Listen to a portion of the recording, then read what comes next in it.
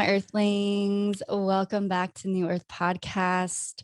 I have a very special guest on the show today. I'm pretty pumped to be sitting with you, Natalia Benson, on the podcast. Hello, sister. Hi, beautiful. I'm so honored. And I love that we just got to catch up because we go way back. You touched on something earlier around the soul of money. Mm-hmm. And I'm curious about, like, how do you describe what the soul of money is? Yeah. So obviously this can be very, let's say, personal. So, because as we know, I believe that our souls express in an infinite amount of ways.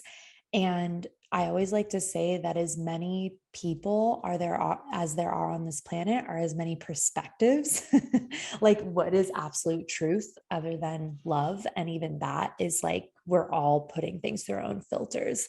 And so what I will say for like money, when it comes to at least my definition around the soul and the spirit and the depth that money has, the way that I see that is just very simply, I witnessed this experience that we are spiritual beings having a human experience. My two favorite books in the entire universe are Journey of Souls by Michael Newton and Many Lives, Many Masters by Dr. Brian Weiss, because both of those books really gave me just a seat to sit at when it came to understanding the soul that just felt very resonant. And so when it comes to money, well, money is a part of this human experience. And if we want to take it a step further and we're willing to see things this way, well, isn't God or creation or the universe or goddess or Allah or whatever word works? It's like, isn't that in everything? Isn't that everything is birthed? Like, if we are birthed of source and then we create, well, then therefore everything is, that's its ancestor. Does that make sense? It's money is not that. That's what I really do my best to teach, is that money is not disconnected from spirit. It is an expression of spirit. It used to be shells. It used to be, livestock. Like, currency has taken many forms. And the root word of currency is current, energy.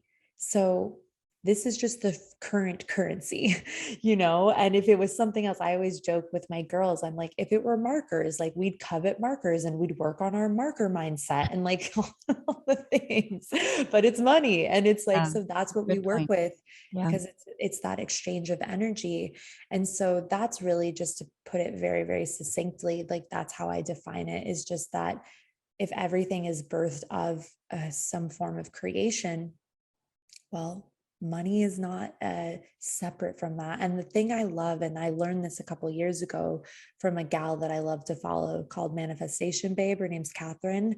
She talked about how money is a neutral energy and it reflects the consciousness of the person using it.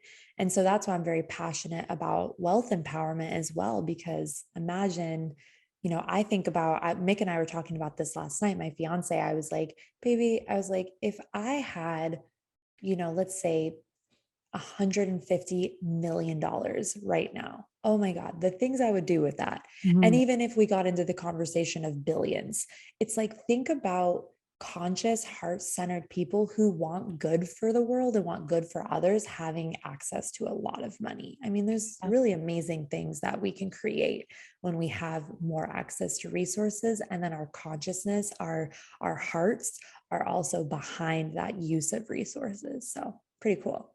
Yeah, that was one of the questions that I wanted to bring up was, how do we create change in the world with money? Because I think there's a conversation that often happens with heart-centered individuals or someone who's just has a dream for a world that doesn't look like this one.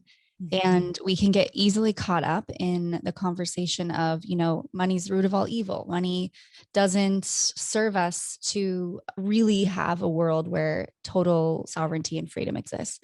Mm-hmm. And of course, these are stories, and we can utilize money to create. Like, I know exactly what I would do. And I play with that sometimes, it's like, oh, I would buy tons of land and I would build just like beautiful, abundant, I don't want to say the word communes, but like villages.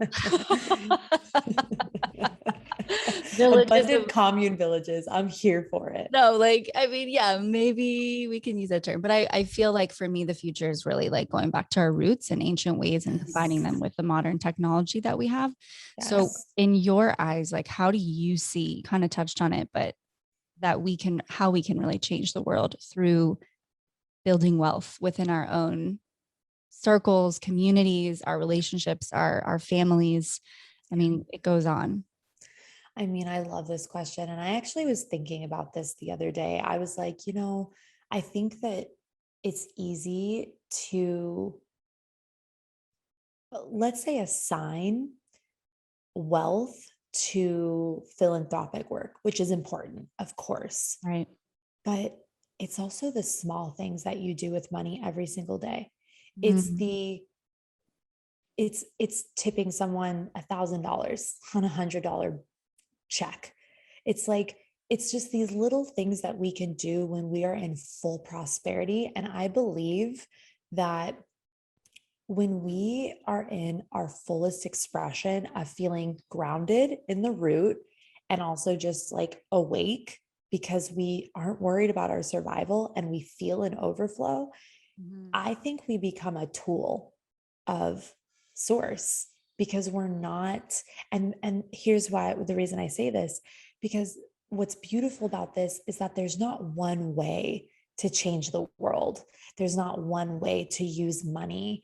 And the reason I mentioned about the philanthropic work, which is deeply important, and there's so much change that can be created through the nonprofit space, through conscious investing, all of this. Mhm. But in addition, I think sometimes it's easy to forget the small ways that money can impact on a day-to-day basis that might not seem as grandiose.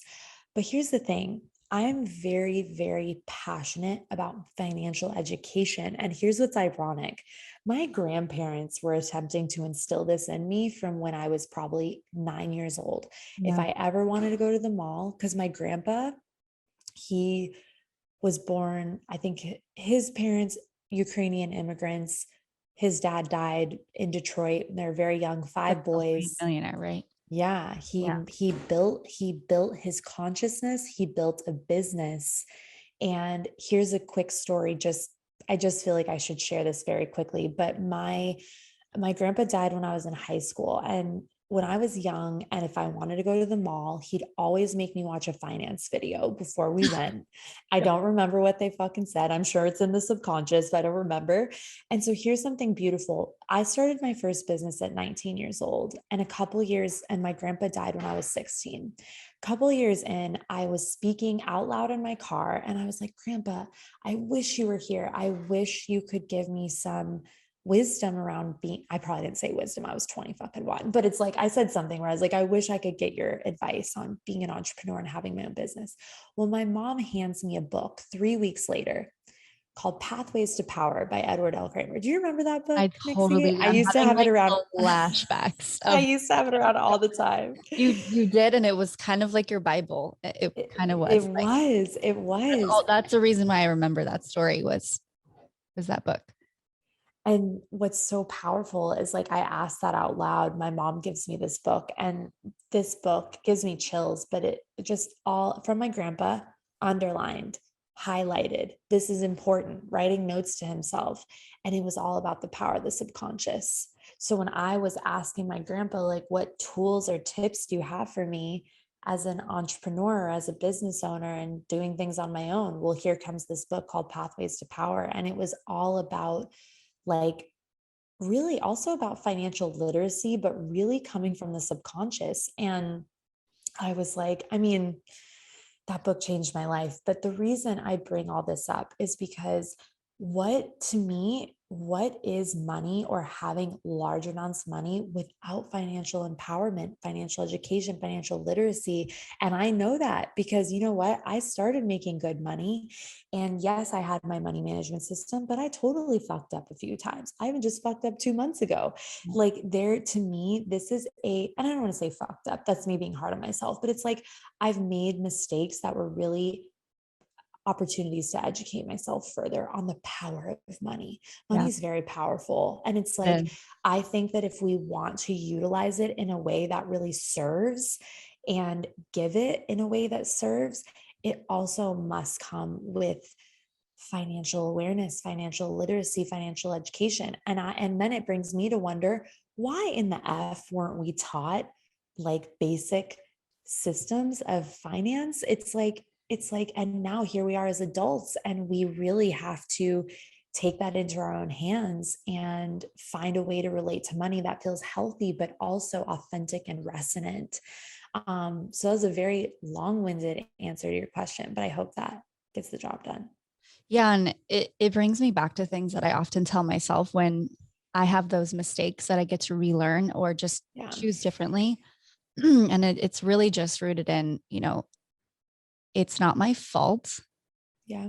I have a new story. This is not, I wasn't Yes. raised to be educated around this. A lot of us were not. And No, so not at this, all. the shame and the guilt that comes with those moments where we make poor financial decisions is really rooted in our society. And Yeah. there's just a structure that has not been set up for us to feel empowered and sovereign in our money and our wealth.